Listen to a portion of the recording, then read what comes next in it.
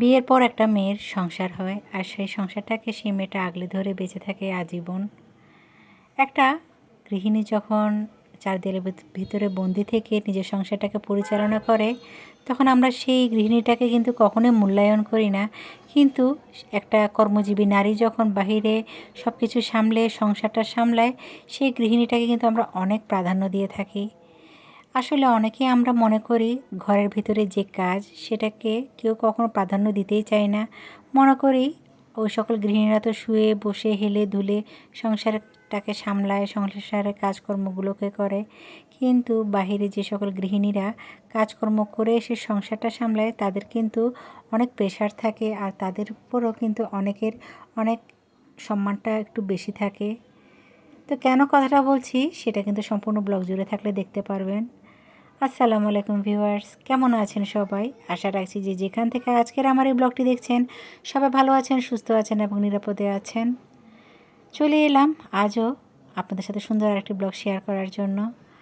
তো চেষ্টা তো করছি আমার কথাটা রাখার জন্য, যেহেতু আমি আপনাদের সাথে ওয়াদাবদ্ধ এক সপ্তাহ পর একটা করে ব্লগ দেব, সেজন্য চলে এলাম একটি ব্লগ নিয়ে। তো শুরুতে তো দেখতে পাচ্ছেন সংসারের কাজকর্ম শুরু করে দিয়েছি। আর এই যে যেটা দেখতে পাচ্ছেন সেটা ঠিক ভোরবেলা থেকেই কিন্তু আমার সংসারের কাজকর্ম শুরু করে দিয়েছি। নামাজ পড়ে যখন বাইরে মানে রোদ উঠেছে, তখনই কিন্তু আমি আর এক মুহূর্ত ওয়েট করিনি, রান্নাঘরে এসে আমার পরিবারের জন্য নাস্তা বানিয়ে ফেলছি। একটু সকাল সকাল না উঠলে দেখা যায় কি কাজকর্মগুলো করতে একটু লেট হয়ে যায়, যেহেতু আমি 8টা বাজে ঘর থেকে বের হয়ে যাই। তো যার কারণে এই সকল কাজগুলো আগে থেকেই করে রাখার চেষ্টা করছি। গতকাল খুব রাত করেই ডিমগুলো এনেছিল, তো তখন আর রাতে আর ঘুম থেকে শোয়া থেকে উঠে আমি ডিমটা ক্লিন করে নিয়ে রেখে দিয়েছিলাম ওই অবস্থায়। তো ডিমটা ক্লিন করে এই যে নাস্তাটা বানিয়ে ফেলছি। আর যে পরোটাগুলো দেখতে পাচ্ছেন সেগুলো গতকাল রাতেই আমি বানিয়ে রেখে দিয়েছিলাম, যেহেতু সকালবেলা আমার পক্ষে একা এতগুলো কাজ করা সম্ভব না। তো পরোটা বানানো থাকলে সুবিধা হয়, শুধু ফ্রিজ থেকে বের করে একটু ভেজে নিলে হয়ে যায়। তো পরোটা ভাজতে ভাজতে যে ডিমগুলো ছিল সেগুলো একটু ক্লিন করে গুছিয়ে রেখে দিয়েছি, আর এদিক দিয়ে আমার পরোটা ভাজাটাও হয়ে যাচ্ছে।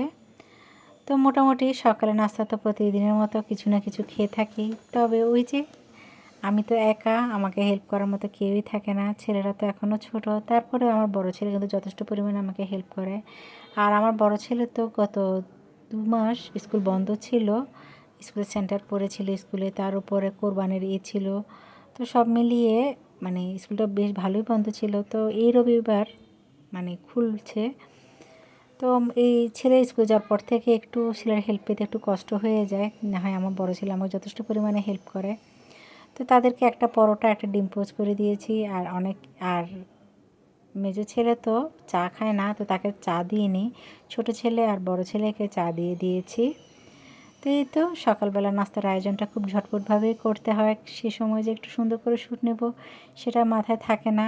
আর আমার নাস্তার কথা তো আমি বাদই দেই, সবই সুন্দর মতো করেছি, কিন্তু একটু হুড়োহুড়ি করেছি, যার কারণে হয়তো আমার মানে কিছু কিছু জায়গায় হয়তো মিসিং থাকতে পারে। আর আপনারা তো প্রিভিয়াস ব্লগে আমার ব্লগগুলো যারা পুরোটা দেখেছেন তারা নিশ্চয়ই জানতে পেরেছেন আমি এখন জব করি।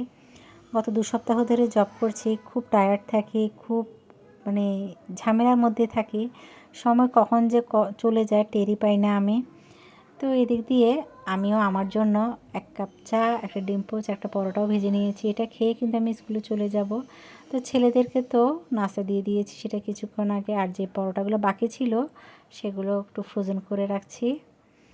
ওই যে ফ্রোজেন পরোটা থাকাতে আমার এখন সকালে নাস্তাটা বানাতে খুব একটা কষ্ট হয় না, যেহেতু আমি একা মানুষ। আর আমার হেল্পিং হ্যান্ড আপাও কিন্তু প্রতিদিন আসে না, 3 থেকে 4 দিন পর পরই আসে। তো এই কাজগুলো একটু করে রাখছি যাতে এসে তেমন একটা ঝামেলা না হয়। তো মোটামুটি পুরো ঘরের কাজ আমি একটু করে এখন ছেলেদের জন্য টিফিন বানাচ্ছি। ছেলেদেরকে আজ আমি টিফিন দিচ্ছি ওই যে পাউরুটি ছিল, পাউরুটি দিয়ে একটু স্যান্ডউইচের মতো বানিয়ে দিচ্ছি। এটা বানাতে খুব সহজ। আর পাউরুটি ছিল কিন্তু আমার ছেলেরা সকালবেলা পাউরুটি খায়নি, তারা বলেছে সকালের নাস্তা আর টিফিন যেন এক না হয়, সেজন্য তাদেরকে পরোটা ভেজে দিয়েছি আর এদিক দিয়ে তাদেরকে স্যান্ডউইচ বানিয়ে দিচ্ছি। তো শুরুতে আমি যে কথাটা বলছি, আমাকে ইদানিং আমার বেশ কিছু রিলেটিভ যারা শুনছে আমি এখন জব করি, তারা আমার কাজটাকে বেশ প্রাধান্য দেয়, কিন্তু আমি যখন ঘরে ছিলাম, ঘর সংসার সামলাচ্ছি, আমার সেই কাজটাকে কিন্তু কেউ কখনো প্রাধান্য দেয়নি। আসলে বাইরে কাজ করলে কি মানুষের কাজগুলো কি সম্মানের? ঘরের কাজের কি কোনো দাম নেই? ইদানিং না এই জিনিসটা আমি বেশ উপলব্ধি করছি। যখন থেকে আমি জব করছি তখন থেকে সবাই আমার কাজটাকে বেশ সম্মানের বলছে, অনেক প্রাধান্য দিচ্ছে। কিন্তু দেখুন, আমি কিন্তু যখন আমার সংসারের কাজগুলোকে এত সুন্দর করে গুছিয়ে রাখতাম, ঘরের কাজগুলো করতাম, তখন সেই জিনিসটাকে কেউ প্রাধান্য দিত না। হয়তো মানুষের চিন্তাধারা এমনই, কিন্তু আমার না ইদানিং কেন জানি মনে হয় এই চিন্তাধারাটা একটু পাল্টানো দরকার। কারণ আমরা যে সকল গৃহিণীরা ঘরে কাজ করি তারা কিন্তু অনেক কাজ করি। যদি আমরা পরিষ্কার পরিচ্ছন্ন হয়ে থাকি, অপরিষ্কার নারীদের কথা তো বাদই দিলাম, যারা গুছিয়ে কাজ করতে পছন্দ করে, সুন্দর করে কাজ করে, তারা কিন্তু অনেক কষ্ট করে একটা সংসারের জন্য। সেটা যে সকল গৃহিণীরা এমন পরিপাটি তারাই হয়তো আমার এই কথাটার অর্থটা বুঝবেন। তো মোটামুটি তাদেরকে টিফিন দিয়ে আমি তো চলে গিয়েছিলাম, আবার বাসায় এসেছি। এসে দেখলাম আপনাদের ভাইয়া বেশ কিছু আম এনেছিল, তো সেই আমগুলো একটু গুছিয়ে রাখছি।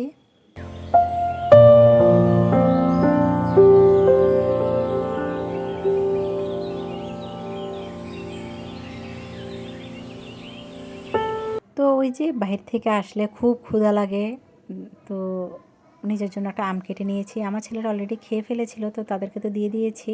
আর আমি আমটা এইভাবেই কেটে খাই। আমার ছেলেদেরকেও এইভাবে দিয়েছি, যখন থেকে ওরা জানে আমি এইভাবেই আম খাই তখন থেকে আম দিতে আর কষ্ট হয় না। এখন আর আমের চামড়াটা ছিলতে হয় না, এভাবেই দিয়ে দেই। তো এদিক দিয়ে নিজের জন্য একটা আম কেটে খেয়ে নিলাম। মাশাল্লাহ, আম্রপলি আম এত মজা ছিল। আমি কিন্তু এখানে একটা দেখিয়েছি, কিন্তু না, আমি কিন্তু পরপর দুটোই খেয়েছিলাম, তো সেটা দেখানো হয়নি। তো মোটামুটি এই তো একটা মজাদার আম খেয়ে আমার সংসারের কাজকর্মগুলো আবার শুরু করে দিয়েছি। আর ওয়েট করিনি, যেহেতু বসে থাকলে আমার কাজগুলো বেশ পেন্ডিং পড়ে যাবে। তো মোটামুটি এই যে এসে দেখলাম আমার ডাইনিং টেবিলটা বেশ মেসি হয়েছিল, এত মশা ছিল তার মধ্যে, সরি মাছি ছিল। তো সেজন্য একটু গ্লাস ক্লিনার দিয়ে ক্লিন করে ফেলেছি। তো ভাবলাম একটু গুছিয়ে ফেলি, সে সাথে একটু আপনাদের সাথে শেয়ারও করে ফেলি। তো সেই চিন্তা মাথায় রেখে সুন্দর করে ডাইনিং টেবিলটা একটু মুছে সুন্দর করে গুছিয়ে রাখছি। আসলে এইভাবে সবসময় থাকে না, যেহেতু এখানে খাবার খাওয়া হয়, তো এগুলো সরিয়ে কিন্তু ওই যে খাবার খাওয়া হয়। তো ভাবলাম কিছুক্ষণের জন্য হলেও আমার চোখের শান্তি, আমার মনের শান্তি, একটু গুছিয়েই রাখি, হয়তো ভালো লাগবে দেখতে। তো সেই চিন্তা মাথায় রেখে একটু সুন্দর করে আমার ডাইনিং রুমটা গুছিয়ে রাখছি। তো এদিক দিয়ে আমার প্রিভিয়াস ব্লগে আমার বেশ কিছু আপু আমার জব নিয়ে কোশ্চেন করেছিল, তো তাদেরকে তো আমি কিছু কিছু আপুকে জানিয়েছি, কিছু কিছু আপুকে জানানো হয়নি। তো আমি যে জবটা করি সেটা হলো একটা স্কুলে, আমাদের এলাকা ভিত্তিক একটা স্কুল, যেটা মোটামুটি বলতে পারেন বেশ ভালোই স্টুডেন্ট আছে। তো সেই স্কুলে জব করছি। হয়তো অনেকেই জানেন বা অনেকে হয়তো জানেন না, আমি হয়তো দেশের বাইরে চলে যেতে পারি আগামী 2 বছরের মধ্যে। তো যার কারণে আমার জব এক্সপিরিয়েন্সটা একটু বেশ দরকার। সেই জন্যই আমার জব করা, না হয় আমার জব করার কোনো প্রয়োজনই ছিল না। তো সেজন্যই আমি এই জবটা নিয়েছি, যাতে কিছু এক্সপিরিয়েন্স গেইন করতে পারি। আর বাইরের রাষ্ট্রে তো জব করাটা বেশ কষ্টের, যদি কোনো আইডিয়া না থাকে তাহলে হয়তো অনেক ঝামেলা হয়ে যাবে। তো সেজন্যই এই জব করা, যেটার কারণটা আমি বলেছি। অল্প অল্প করে কিন্তু মানুষ অনেক কিছু শিখে, আর এক্সপিরিয়েন্স না থাকলে কোনো জায়গায় গেলে আমার থেকে বেশ কষ্ট হবে। তো সেজন্যই এই জবটা নিয়েছি। তো আমার ব্লগের শেষে কিন্তু আমি কোন স্কুলে জব করি সেটা কিছুটা ছবি আমি তুলে ধরার চেষ্টা করেছি। তো এখন যেগুলো দেখতে পাচ্ছেন সেগুলো ছিল শুক্রবার দুপুরে আমি আমার পরিবারের জন্য একটু খাসির মাংস দিয়ে একটু বিরিয়ানি রান্না করেছি। তো ভাবলাম আমার আপুদের সাথে একটু শেয়ার করে ফেলি, যেহেতু অনেক আপুরা আছে খাসির মাংসটা দিয়ে বিরিয়ানিটা খুব একটা মানে অনেকে পছন্দ করে না, আর অনেকে পছন্দ করে। তো ভাবলাম রেসিপিটা শেয়ার করে। আর সেই সাথে আমি প্রথম লাইফে বোরহানি বানিয়েছি ঘরে। মাশাল্লাহ, একেবারে মানে রেস্টুরেন্টের মতো হয়েছিল। আমার তো খেয়ে এত ভালো লেগেছে। তো আমি তো জানি না আমার ব্লগটা এখনও পর্যন্ত আমার আপুরা কন্টিনিউ করছেন কিনা। যদি ভালো লেগে থাকে অবশ্যই লাইক প্রেস করে বাকি অংশটুকু দেখে যাবেন। আর আপনি যদি আমার চ্যানেলে নতুন হয়ে থাকেন তাহলে সাবস্ক্রাইব করে পাশে থাকা অল বেল বাটনটি প্রেস করে রাখবেন। আর এই কাজগুলো যারা করে ফেলেছেন সকলকে অসংখ্য ধন্যবাদ জানাচ্ছি।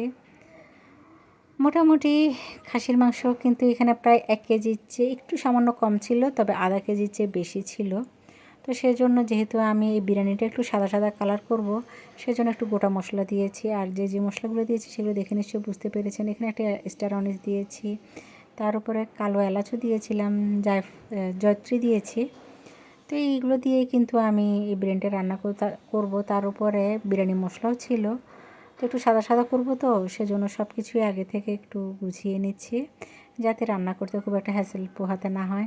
আর একটা জিনিস চিন্তা দেখবেন, যখনই কোনো খাবার রান্না করবেন তখনই যদি সব কিছু আগে থেকে গুছিয়ে রাখেন, রান্নাটা কিন্তু খুব চটজলদিভাবে হয়ে যায়। তো ওই যে টক দইও এনে রেখেছি, সব কিছুই হাতের মুঠে এনে রেখেছিলাম। তো এদিক দিয়ে আমার বিরিয়ানিটা তো হচ্ছে। তো আমি একটা কথা আপনাদের সাথে শেয়ার করি। আমরা যারা গৃহিণীরা ঘরে থাকি তারা কিন্তু অনেক পরিশ্রম করি। তাদের কাজকে কখনোই কিন্তু ছোট বা অবহেলা দৃষ্টিতে দেখবেন না। অনেক পুরুষ আছে যারা গৃহিণীদের এই সকল কাজকে বলে, তোমরা শুয়ে বসে কাটাও, তোমাদের কি কোনো কষ্ট আছে, সব কষ্ট তো বাহিরে। আসলে এটাও ঠিক, বাইরে কিন্তু অনেক কষ্ট। যার কাজ যেমন তার কষ্টের ধরনটাও কিন্তু তেমনই। তো ঘরের ভিতরে কাজও কিন্তু কখনোই অবহেলা দৃষ্টিতে দেখবে না। ঘরেও কিন্তু একটা গৃহিণী বাচ্চা সন্তান এদেরকে সামলে এই যে সংসারের জন্য এত কিছু করে, আপনার জন্য এত কিছু করে, তো সে কাজটাকে কখনো অবমূল্যায়ন করবেন না। তো এদিক দিয়ে আমি আদা রসুন দিয়ে দিয়েছি, পেঁয়াজটা একটু লালচে লালচে করে করেছি যাতে একটু ভালো একটা টেস্ট আসে। আর যে গোটা মশলাটা রেডি করেছি সেটাও দিলাম। আর এখন যে গুঁড়ো মশলাটা প্যাকেটের ঢেলে রেখেছি সেটাও দিয়ে দিলাম। পুরো এক প্যাকেটে দিয়ে দিয়েছি, যেহেতু এখানে 1 কেজি চালের মানে বিরিয়ানি করছি খাসির মাংসের, সেজন্যই এখানে সব কিছুই দিয়ে দিলাম। তো যতক্ষণ পর্যন্ত এই মশলাটা কষে আসবে না ততক্ষণ পর্যন্ত কিন্তু আমি মশলাটা কষাবো। আর একটা জিনিস খেয়াল করবেন, যখনই যে তরকারি বা যে কোনো খাবার রান্না করবেন না কেন, মশলাটা একটু ভালোভাবে কষানোর চেষ্টা করবেন, তাহলে কিন্তু সেই খাবারটা কিন্তু অতুলনীয় এবং টেস্টটা অনেক ভালো আসে। তো মাংসটাও দিয়ে দিলাম, মাংসটা দিয়ে ভালোভাবে একটু নেড়ে ছেড়ে একটু গরম পানিও দিয়ে দিয়েছি। হঠাৎ করে টক দই দেখে ইচ্ছে করছে, মানে একটু টক দই দিয়ে আমি একটু লাচ্ছি খাবো। তো ব্লেন্ডারে যে করবো সে সময়টা ছিল না, যেহেতু আজ শুক্রবার, যে কোনো সময় ওরা চলে আসবে নামাজ পড়ে। আর ওই অফিস কিনে আমার ছেলেরা কিন্তু অলরেডি মসজিদে চলে গিয়েছিল আপনার ভাইয়াদেরকে নিয়ে, আপনাদের ভাইয়াকে নিয়ে, সরি আমার একটু মিস্টেক হচ্ছে। তো এদিক দিয়ে তারা যেন এসে যেন খাবার পায়, সেই জন্যই বিরিয়ানিটা ঝটপটভাবে করে ফেলছি। আর এদিক দিয়ে দেখতে পাচ্ছেন আমার জানালা পর্দাটা কী পরিমাণ বাতাসে উঠছে। বাইরে কিন্তু বৃষ্টি পড়ছিল, তো কিছুই করার ছিল না, তো যার কারণে জানালাটা খুলে দিয়েছি, না হয় ভিডিও শ্যুটটা খুব একটা ভালো আসবে না। তো এই তো আমার খাসির মাংসের পোলাও, খাসির মাংসের বিরিয়ানিটাও হয়ে গিয়েছিল। আর এদিক দিয়ে যে ক্ষীরাটাও কেটে নিয়েছি। তো এটা কাটতে কাটতে কিন্তু আমার হঠাৎ করে মাথায় এলো, ঘরে তো টক দই আছে, আমি যদি একটা বোরহানির প্যাকেটের মশলা আনি তাহলে হয়তো চটজলদি করে আমি বোরহানির বানিয়ে নিতে পারবো। তো তার আগে একটু রেসিপি দেখলাম সবই কিন্তু আমার ঘরে ছিল, শুধু মশলা ছাড়া। তো মশলাটা দোকান থেকে আনার পর আমি হঠাৎ করে খেয়াল করলাম ধনিয়া পাতা, পুদিনা পাতা, কাঁচামরিচ সবই তো ঘরে আছে, এটা দিয়ে আমি একটু বানিয়ে ফেলি। এক্সপিরিয়েন্সটা কিন্তু দারুণ ছিল। হঠাৎ করে মানে ভিডিও শ্যুট করা অবস্থায় একটা রেসিপি বানানো, সেটা কিন্তু অনেক কষ্টের, তারপরেও কিন্তু আমি পেরেছি। মাশাআল্লাহ, আমার ছেলে আমার হাজব্যান্ড খেয়ে কিন্তু ভালোই সুনাম করেছিল। ওরা দেখেই বলছে এটা তো দোকানের মতো লাগছেই না, মনে হচ্ছে এটা কোনো 5 স্টার হোটেলের বোরহানি ছিল। যাই হোক, এত সুন্দর একটা রেসিপি করে তাদেরকে খাইয়েছি, এত সুনাম পেয়েছি, যেটা শুনে আমার থেকে বেশ ভালো লেগেছে। আর আমার থেকে বেশ প্রাউড ফিল লেগেছিল, কারণ সন্তানরা যদি, হাজব্যান্ড যদি একটু সুনাম করে খাবারে, তাহলে দেখবেন সেই গৃহিণীটা থেকে কতটা ভালো লাগে। আর এই যে দেখুন, এখানে আমার বোরহানিটা কালারটাও রেডি হয়ে গেল। ওই যে পুদিনা পাতা, ধনিয়া পাতা দিয়েছি, কাঁচামরিচ দিয়েছি, কালারটা কিন্তু খুবই খুবই সুন্দর এসেছে। আর এদিক দিয়ে আমার বিরিয়ানিটা হয়ে গেল, আর আমার পরিবার সদস্যরাও চলে এসেছে। তো এক প্রকার বলতে পারেন শুক্রবার এক ধরনের সুখ, যেখানে গল্প, ভালোবাসা, মজা সব কিছুই করা হয় দুপুরবেলা। তো সপ্তাহের একটা দিন কিন্তু একটু স্পেশালভাবে, সেজন্য পরিবারের জন্য হাজার কষ্ট হলেও একটু শেয়ার করার চেষ্টা করি, কিছু মজার আয়োজন করে। তো এই ছিল আমার পরিবারের জন্য বিশেষ একটা আয়োজন, যা এখন শেয়ার করে ফেলেছি। আর এখন আমি যে স্কুলে মানে ক্লাস পড়াই, সেই স্কুলে একটু ভিডিও শ্যুট নিয়েছি। আমি যেদিন প্রথম গিয়েছিলাম সেই স্কুলে, সেদিন ঈদুল আজহার অনুষ্ঠান ছিল, মানে ঈদ মোবারকের একটা ফেস্টিভ ছিল। তো সেই ফেস্টিভে টিচাররা বেশ মজা করছে স্টুডেন্টদের সাথে, আর অনেক স্টুডেন্ট আছে এখানে। আরও এগুলো তো মর্নিং শিফটের স্টুডেন্ট, ডে শিফটের স্টুডেন্টরা এখনও আসেনি। তারা আসলে হয়তো এখানে জায়গা দেওয়া যাবে না, সেজন্য সবাইকে এখানে দাঁড় করানো হয়নি, শুধু বাচ্চাদেরকেই আনা হয়েছিল। আর সেই সাথে এই যে দেখতে পাচ্ছেন টিচাররাও আছে। তো এই ছিল আমার আজকের ব্লগ। আশা করি ভালো লেগেছে। দেখা হবে নেক্সট ব্লগে। আল্লাহ হাফিজ, আসসালামু আলাইকুম।